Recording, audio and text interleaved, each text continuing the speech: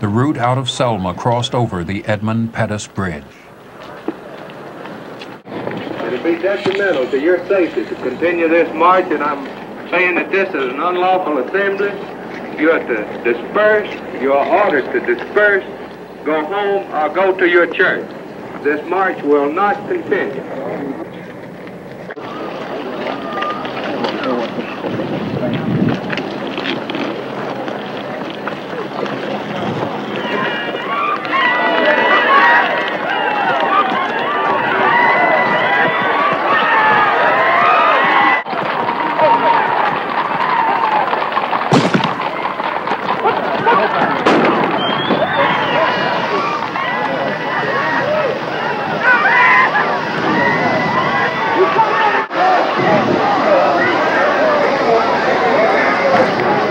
Drafted in July of 1964, went to Fort Dix, New Jersey, went to military police school, ended up in Fort Hood, Texas in September of 1964.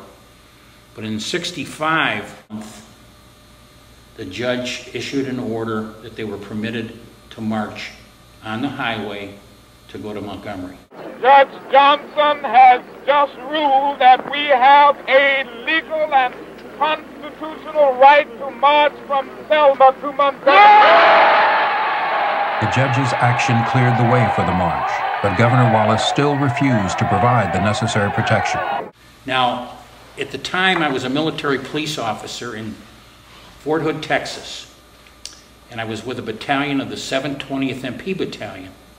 And a battalion is 1,000 men, also with officers and non-commissioned officers. And we were called a strike outfit. And we were prepared to go anywhere in the world within 72 hours to go. We were alerted to we were going to Selma. So we loaded planes in an Air Force base called Killeen Base, which was in Killeen, Texas. And they flew all of us, probably 1,100 men, to Selma, to the Maxwell Air Force Base.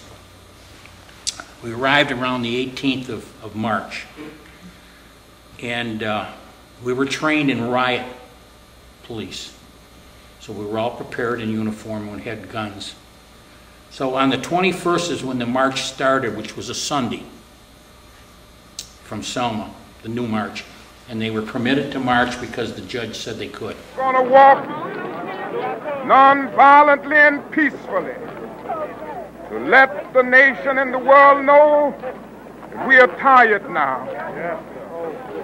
We've lived with slavery and segregation 345 years. We waited a long time for freedom. Now is the time to make real the promises of democracy. Now is the time to transform Alabama, the heart of Dixie, to a state with a heart for brotherhood and peace and goodwill. Now is the time to make justice a reality for all of God's children.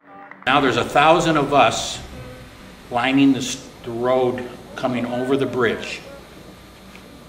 We all had M14 rifles. It was, and we had a clip in it and a bayonet with a sheath on the bayonet. And the interesting thing was, think about this, 1,000 of us, but only 10 of us had bullets. My job was to basically be as close to Martin Luther King that I could be to protect him.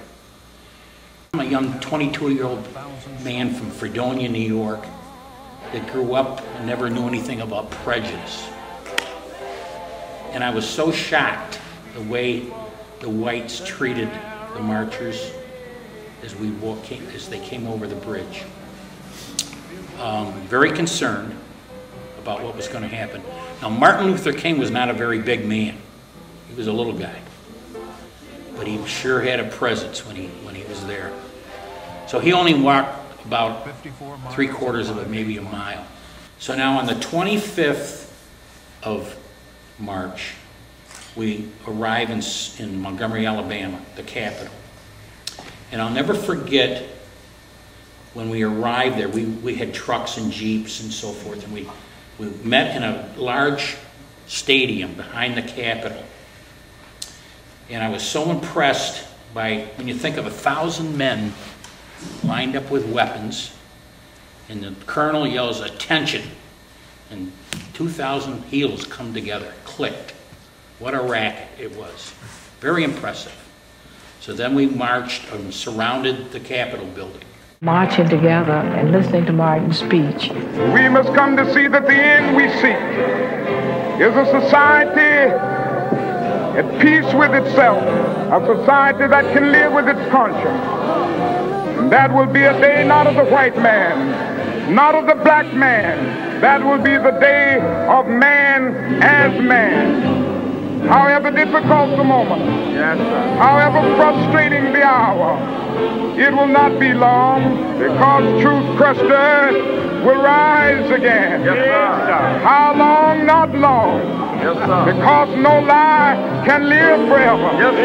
How long? Not long. Because the arc of the moral universe is long, but it bends toward justice. How long? Not long. Because mine eyes have seen the glory of the coming of the Lord. He's trampling out the vintage where the grapes of wrath are stored. He's loosed the fateful lightning of his terrible swift sword. His truth is marching on. Glory, hallelujah. Glory, hallelujah. Glory, hallelujah. Glory, hallelujah. His truth is marching on.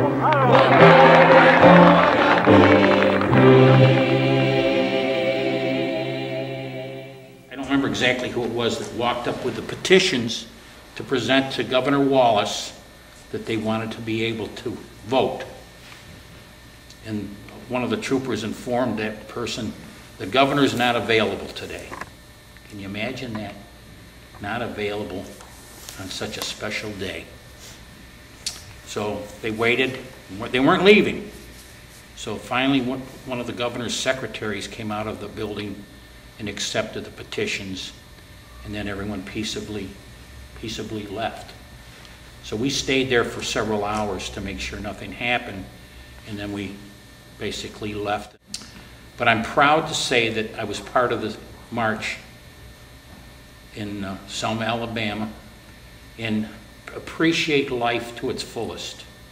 And as a judge, it's an honor to be able to serve the people of my community and my county and treat people with respect, dignity when they come before my court. Thank you very much for sharing this. It's been my pleasure. Thank you for asking.